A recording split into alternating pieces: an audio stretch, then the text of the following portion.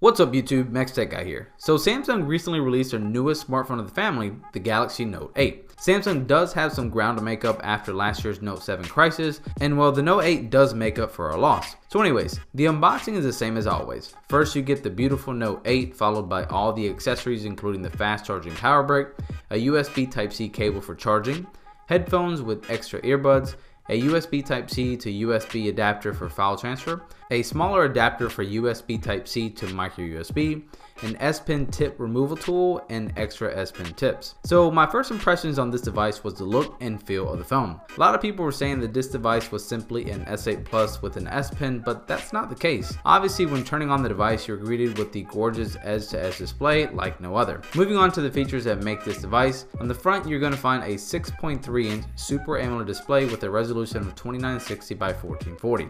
Given this device's power, you have the Snapdragon 835 or Exynos 8895 depending on your market, along with 6 gigs of RAM and 64 gigs of onboard storage.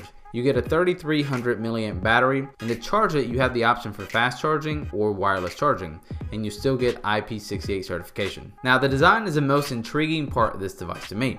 You have a beautiful glass and metal design that makes this phone along with one of the best displays in the market right now. Both the front and back are covered in Corning Gorilla Glass 5 and the rim is made of metal. Personally, I like the midnight black finish, but you have the option for gray, and depending on the market you can also get it in gold. Black does come with its caveats such as being a fingerprint magnet, but slapping a skin or case should help with that. Holding the phone, even for people with big hands, I can say that this is a two-handed device. Compared to the S8 Plus, this device is slightly taller and the display is less rounded, which makes the display look larger. All your ports and buttons are still in the same location. Your power button is on the right of the phone, your volume control is on the left along with the Bixby button, and towards the top is your SIM card tray, which also gives you room for an SD card, so if 64 gigs isn't enough, then you can simply bump up the storage with an SD card. On the bottom, you still get a headphone jack, you have a USB Type-C port, the slightly louder but still sucks bottom facing speaker, and of course the S Pen. Talking about the S Pen, this is what makes the Note the Note. The Note 8 has a slightly improved S Pen, starting off with the tip being thinner for a more precise experience on your device. The level of pressure sensitivity reaches 4096, which makes this a very powerful and true to life stylus.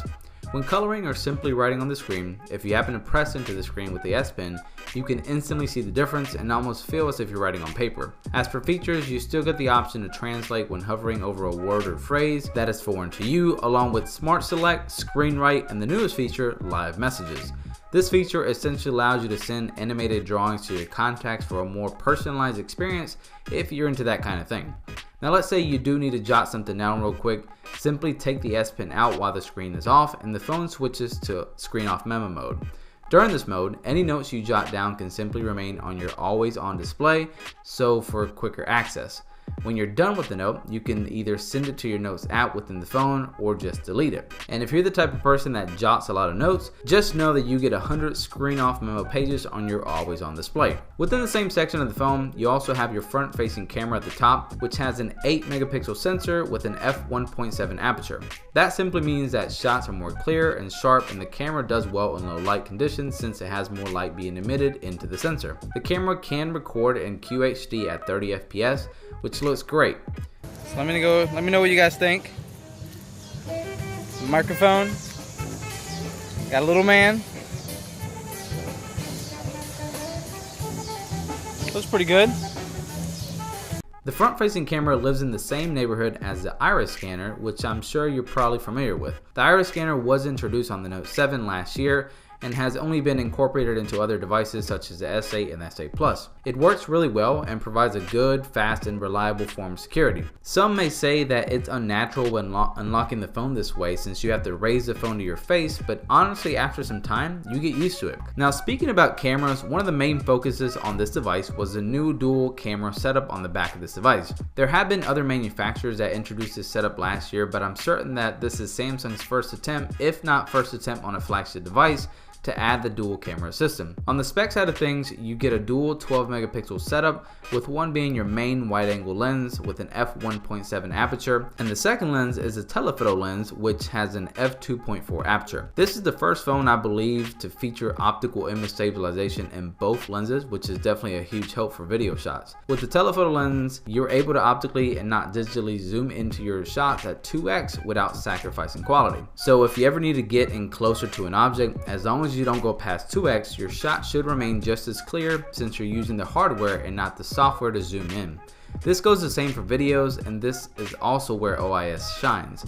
With OIS being on both lenses, you get a very stable video shot even when you zoom in while moving, which is awesome. I'm not really sure when or why you would need to zoom into a video, but the fact that you don't have to worry about jittery videos is a huge improvement in the camera department. However, one feature that many might use a lot, including myself, is Samsung's new live focus mode. This is similar to Apple's portrait mode, but with a few improvements. Now, before I go into detail, let me just say that the pictures on this device using this mode are really good. The phone does a really good job about separating the object from the background while still giving you that high quality image you want.